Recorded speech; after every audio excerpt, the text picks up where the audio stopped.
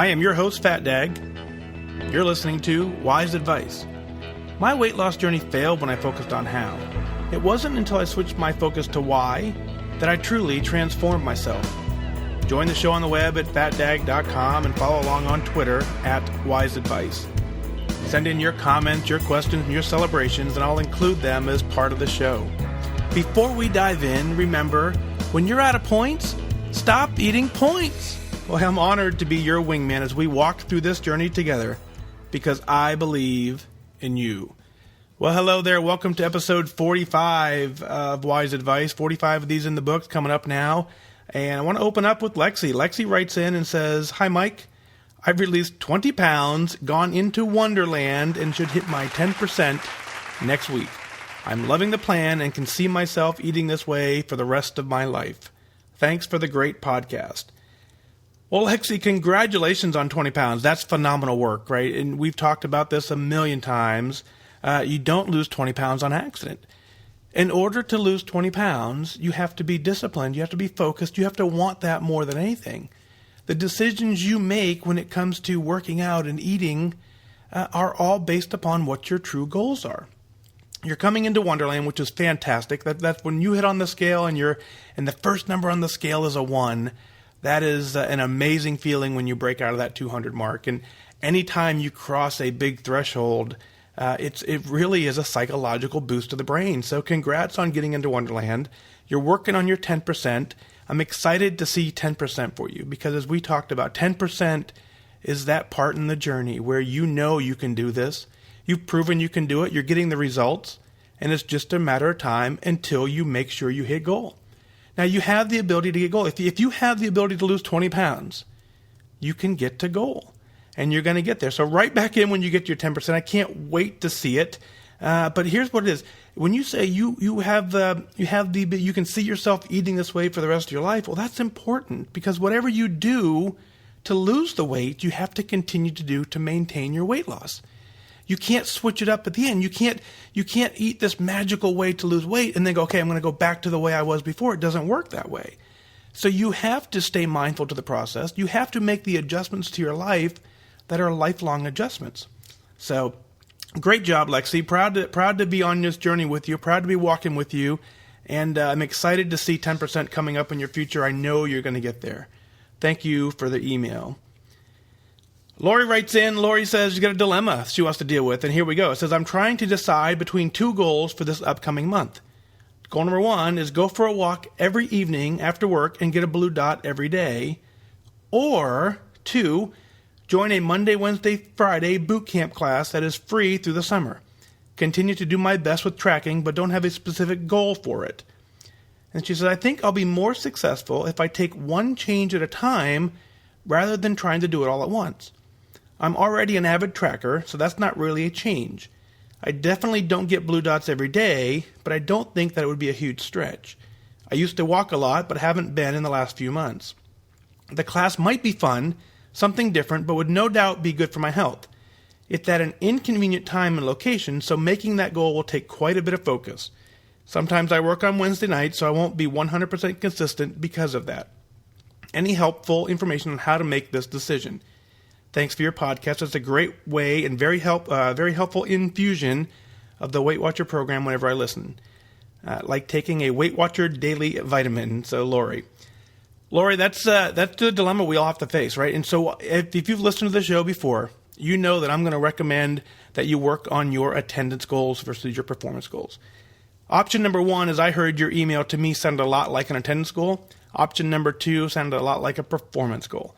So if you're asking me for my input, then I would say go for a walk every evening, do your best there, and get a blue dot every single day. If you're looking for that Monday, Wednesday, Friday boot camp class through the summer, you've already said that it's going to be hard to get to. You've already started giving yourself permission to miss the meeting, to miss the workout. You've already said it's going to be inconvenient. It's going to be tough to get there. Mentally, in your words, you've given yourself permission to already not attend. I don't like that. I want you to see you do is I want you to see you succeed. And in order to succeed, you have to build healthy habits that you can sustain for long term. So here's what I would say. I would say go for a walk every single evening. Do your best on that, where walking becomes something you do every single day. Even if it's 10 feet, 20 feet, a mile, whatever it is you can do, you go every day and then you work on that blue dot. The blue dots are significantly more important in your weight loss journey than the working out is. Working out is great for the body, it's great for the mind, it's great for everything you do, but your weight loss efforts will be much better rewarded with the blue dots. So here's what I say. I say option number 1, go for a walk every evening after work and get your blue dot every single day. That's where I would set you up for success. Now, once you build the habit of every day you work out, then you can start increasing your intensity. By all means, you can say, now I want to take a class. I want to add that in, but you should always have that fallback on your other one. So that's where I would go there. Work on your attendance goals rather than your performance goals, and let's hit it out. Next up, Carole writes in. Carole says, I just wanted to thank you again for the support you provided me earlier this year and share with you that I made lifetime at my meeting this evening. Carole, that is fantastic. Now, I wish we had the ability for everyone to see and feel what it feels like to hop on that scale for the very last time in a weight loss mode. Now, for the rest of your life, you're going to be mindful to the process. You absolutely have to stay engaged. You absolutely have to stay committed to what the lifestyle you developed, but it's different. It's absolutely different when you hop on the scale in a maintenance mode. So congratulations on hitting your lifetime. And so it's something that not a lot of us get to experience. We all have the ability to get there, but if we don't set ourselves up for that success early on, we don't make it. And so you've set yourself up for success. Now I want you to enjoy it, but enjoying it means something different for everybody. Enjoying it means do things that you haven't been able to do physically. Take that moment to recognize that. You don't have to celebrate with food. We've beaten that monster. We've gotten that out of our way. So you now just continue to enjoy the moment. I want you to recognize how it feels. I want you to truly dig in and feel the difference between where you were and where you are now, and solidify that into your mindset. So Carole, great job on hitting lifetime. I'm so proud of you. You've completely changed your life. You are a completely different person, and for that, I am super proud of you. Next up, we have Carole again. Says, please address the problem I'm having. I'm a 70-year-old happily married mother and a grandmother. I began having weight problems about 10 years ago after a diagnosis of a rare chronic blood condition. Comfort food and no regard for portions started me down the path from 170 to 225. Meds for migraines and the blood disorder have caused some of it. If I swim in an intense deep water class 3 days a week, and I try to get 5,000 steps in a day. I'm tracking as well. I never binge or go off the wagon. During the 7-month period on Weight Watchers, I have had some weeks that I didn't exercise much due to illness, etc. Please advise. I'd like to lose another 20 pounds at least. Right now, I just want to get to OneDerland. Thanks, Carole. Carole, well, first off, obviously, as you know, medical advice is not my specialty. So when it comes to that, you absolutely need to consult a doctor, right? That's just the disclaimer part of the show is that, anything I say should not be substituted for real medical advice. But here's what I saw in your email. One of the things I noticed is that the paragraph where you said, comfort food and no regard for portions started me down a path from 170 to 225. So you've already admitted to some extent that you know what's causing it. And you're absolutely right. The comfort food and no regard for portions are the pieces that you absolutely can control. You can control that, and any medical diagnosis is going to include being more mindful to the comfort food and the portion size you have. So I want you to focus on them. I want you to look to those two scenarios and see which of those and where are those you can make adjustments. Because, at 70 years old, and I loved the fact in your email you said you're happily married, your mother and a grandmother, that plays into our mindset, and that gives you the drive to get this done. The fact that you want to be here, the fact that you want to celebrate with your entire family and be with your family getting into OneDerland is very important. You already got the fitness side of it. You're going to a class 3 days a week. You're getting 5,000 steps. That is phenomenal work. And you're tracking. Let's focus on the blue dots. Let's focus on the points that you are allotted. Let's make the best choices with those points that you have the ability to make. And that is going to get you to your goal weight. Nothing is more satisfying than when you get to your goal weight. This plan takes a lot of hard work. It takes a lot of focus. It takes a lot of discipline. As you continue to work in your tracker, as you see the foods that you're tracking in, I want you to take notice of what it is you're tracking.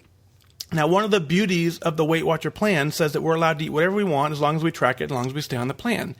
Now, we know that to be true, but one of the things that we don't necessarily, the next step that I really want you to start looking into is not all foods are created equal.